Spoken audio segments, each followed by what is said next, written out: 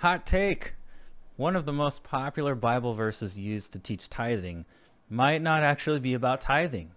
It's possible there's a reading where it's actually about injustice, where Jesus is warning his followers not to extort from the poor like the religious leaders in the temple at that time were doing. So this is pretty hotly debated chapter. I'll give you the cultural context and historical context, and you can decide. This will be the one we're discussing at the brewery this week if you want to join us. More details at the end. But this verse can actually kind of teach us a little bit about what Jesus was like and how he thought about people. So in this story, Jesus is there with his friends at the temple, and people are putting money into the offering box. Some people are putting a lot of money in, and then this poor widow goes up with 2 pennies, the equivalent of 2 pennies, and puts those in the offering box. And Jesus says this poor widow put more into the offering box than anyone else who is contributing. All these other people gave out of their abundance, but she gave out of her poverty, and she put in everything that she has to live on. Okay, stop right there. This verse is usually taught as, oh, look at this widow, like just isolating these verses. Look what this widow is doing. It's great. You should give even when you can't afford it. Now, I'm going to suggest a second reading here. Is it possible that Jesus is not actually happy that this is going on? He's upset that this woman feels forced to give up the little money she has to live on and put it in the offering plate.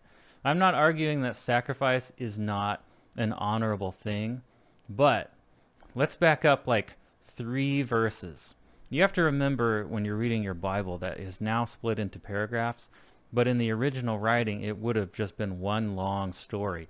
So 3 verses before, when Jesus says, beware of the scribes who walk around in long robes, who devour widows' houses, that was like 2 or 3 sentences before he turns and points at this woman putting 2 pennies into the offering plate. So he just warned his followers not to be like this scribe, and then turned and pointed at this widow who might be taken advantage of. Let's look at the historical context here. Back then, people didn't have retirement plans, retirement homes, 401ks, Social Security. Their retirement plan was to have kids. The kids could continue working and providing for the household when they were aging and could no longer work. In fact, by Jewish law, they were required to take care of their parents. But that must not have been happening here, because this widow is being neglected and she's living in poverty. So let's take devil's advocate here. Maybe her kids died, right? Maybe she has no kids.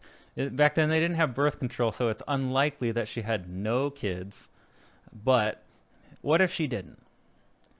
In that case, the original temple, the intention for the temple back in the Old Testament, part of it was to take care of widows. I mean, we see this all over the place. Jesus and Paul talking about, take care of the widows. That is true ministry that makes God happy. So it was intended to take care of the poor, but that's not happening because the temple became stingy. So this woman, if the whole system, the temple, is functioning like it should, she should not be having to live like this. The temple should be helping her out. So that's one important part to bring into your reading of this story. Now there's a couple other verses that play into this you might want to check out, and they're on the discussion guide I made that you can download from our website. Mark chapter 7, verses 11 through 13. You've got this chapter where Jesus chews out the religious leaders for not taking care of their parents. Basically, he says, you guys are supposed to use your money to take care of them, but instead, you give it all to the temple and then turn around and look at your parents and say, oh, sorry, I don't have any money left. I gave it all to the temple. You also might remember there's a phrase that Jesus uses. He calls, in other chapters, the religious leaders a brood of vipers. John the Baptist also calls them a brood of vipers. And in that day, that phrase meant parent killers, because they believed that vipers actually chewed their way out of the mother snake and killed the mother while they were being born. So if you throw all of that stuff into a blender, you've got to consider that when you read this story from Mark chapter 12 about the poor widow putting her money into the offering. That she shouldn't be living in this situation in the first place if the temple is functioning as designed. So, I don't know what you think. I mean, this is a pretty hot topic. Do you think this is a verse where Jesus is happy and looking at this woman and he's moved that she's putting her money into the temple? I mean, maybe it's a mixed meaning.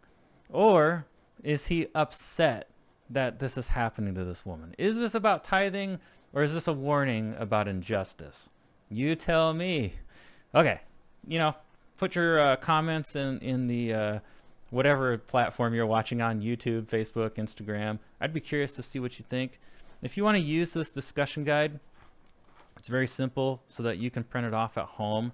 You can use it to go through the verses and the historical context and discuss with your friends or study this chapter. It's available at breweryministries.org.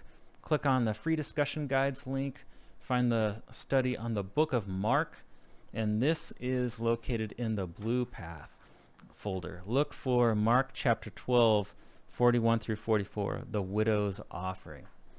All right, my group will be meeting at the Poorhouse in downtown Wichita. We meet every Tuesday nights at 7 p.m. if you would like to join us. It's $2 craft beer night, so that's pretty cool. Maybe I'll see you there.